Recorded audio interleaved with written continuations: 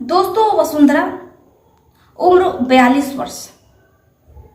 वसुंधरा देवी जिनका तलाक हो जाता है, वो अपनी बेटी को लेकर के दिल्ली के लाजपत नगर में किराए के फ्लैट में रह रही होती। लेकिन अभी वसुंधरा देवी को रहते हुए सिर्फ 6 महीना होता है, तभी वो जो उस फ्लैट का मालिक होता है, गुड्डू उर्फ राजकुमार, वो उससे शादी रचा लेती है। क्योंकि गुड्डू उर्फ राजकुमार की धर्मपत्नी जिनका टीबी के कारण देहांत हो जाता है। अब ऐसे में वसुंधरा देवी गुड्डू से शादी कर लेती है। यहाँ तक वसुंधरा देवी और उनकी बेटी जिसका नाम नीलम रहता है, सब कुछ बिल्कुल अच्छा और ठीक चल रहा होता है।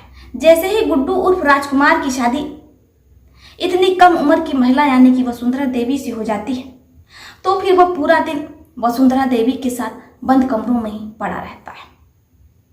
बेटी नीलम जो कि अब एकदम पूरे तरीके से अकेले पड़ जाती है, लेकिन वो करती भी तो क्या करती। आखिर उसकी मां ने एक अधेड़ उम्र के मकान मालिक से शादी कर ली।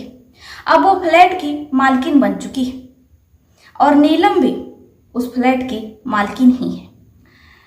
यहां तक नीलम वसुंधरा देवी के जीवन में सब कुछ सामान्य रहता है, लेकिन जैसे ही शादी के 1 साल हो जाते हैं तो वसुंधरा देवी गुड्डू उर्फ राजकुमार की बेटे की मां बनने वाली होती है, यानी कि वो पेट से हो जाती है। अब जैसे ही वो पेट से हो जाती है तो जो गुड्डू उर्फ राजकुमार रहता है, वो उनके साथ वो सारी चीजें नहीं कर पाता है जो कि एक पति अपनी पत्नी के साथ करता है।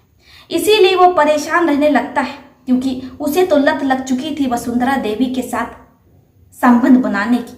लेकिन अब वसुंधरा देवी जो कि उसके बेटे को जन्म देने वाली है, अब जो उसका परिवार है वो आगे बढ़ने वाला है, क्योंकि गुड्डू उर्फ राजकुमार जिनकी पहली पत्नी से कोई औलाद नहीं रहती है, कोई बेटा या बेटी नहीं रहता है, वो निसंतान रहता है। ऐसे में जब उसे वसुंधरा देवी से संतान की प्राप्ति होने वाली है तो वो बहुत खुश रहता है। लेकिन एक और उसे पत्नी सुख नहीं मिल पा रहा होता है, इसलिए उसे कुछ समझ में नहीं आता है कि वो करे तो क्या करे। अब रात के 12 बजे वो छत पर इसी बेचैनी में टहल रहा होता है, परेशान होता है। तभी उसकी नजर वसुंधरा देवी की बेटी नीलम पर पड़ती है। इसी बेचैनी में वो रात के लगभग 1:30 बजे छत पर टहल रहा होता है। तभी उसकी नजर नीलम पर पड़ती है। जैसे ही वो नीलम को देखता है तो उसके होश हो जाते हैं, क्योंकि नीलम जो कि 19 वर्ष की रहती है, नीलम तंदुरुस्त रहती है। अब ऐसे में गुड्डू उर्फ राजकुमार टकटकी लगाए नीलम को देखता रह जाता है।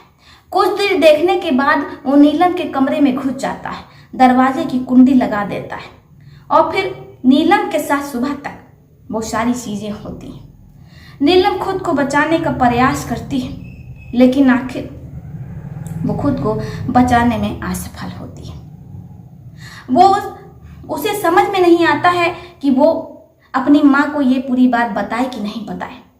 अगर बता देगी तो हो सकता है कि फिर पति और पत्नी में लड़ाई झगड़ा होने लगे, यानी कि गुड्डू उर्फ राजकुमार और वसुंधरा देवी में तलाक तक की नौबत आ जाए, क्योंकि बात ही इतनी बड़ी रहती है। इसी डर से कि कहीं ये ऐशो आराम, ये फ्लैट निकल ना जाए, नीलम खामोश रहती है। अब क्या था, गुड्डू उर्फ राजकुमार जब भी उसका मन करता वो नीलम के कमरे में घुस जाता और नीलम के साथ ये सारी चीजें होती रहती। ऐसे समय बीत रहा होता है। वसुंधरा देवी जिन्हें परसों पीड़ा शुरू हो जाती है, उन्हें हॉस्पिटल लेकर के जाया जाता है।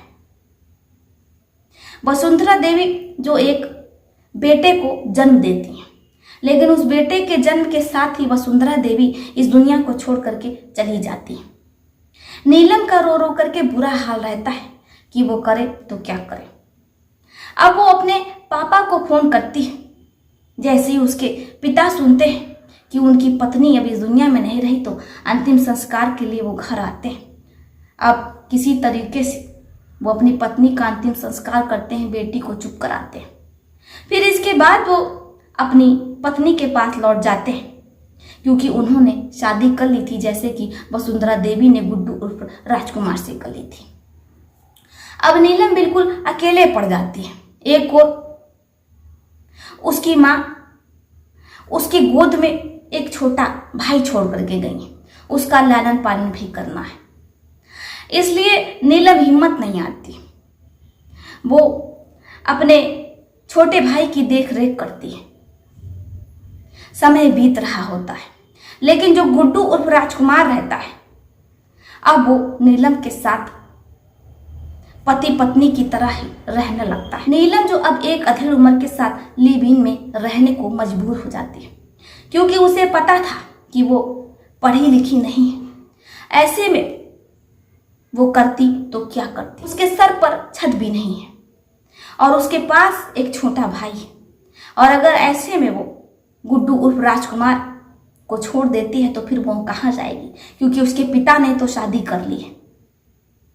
इसलिए वो अब गुड्डू उर्फ राजकुमार के साथ ही रहने लगती है, क्योंकि उसे अपना और अपने भाई का पालन पोषण करना था। क्या नीलम ने सही किया ये फैसला करके? अगर आप नीलम की जगह होते तो क्या फैसला लेते? मानते हैं कि नीलम के साथ घोर अन्याय हुआ। कहते हैं कि किस्मत का लिखा हुआ कोई मिटा नहीं सकता, लेकिन हम उसे बदलने का प्रयास जरूर कर सकते हैं। भले ही नीलम पढ़ी लिखी नहीं थी, लेकिन अगर वो चाहती तो वो कहीं भी छोटी मोटी दुकान खोल करके बैठ सकती थी। क्या नीलम को ऐसा करना चाहिए था? आप लोग अपनी अपनी राय लिखिएगा जरूर। तो चलिए फिर चलती मिलती हैं आपसे किसी और कहानी में। तब तक के लिए आप अपने परिवार का ध्यान रखिए। आदाब, श्रुतिका, नमस्कार।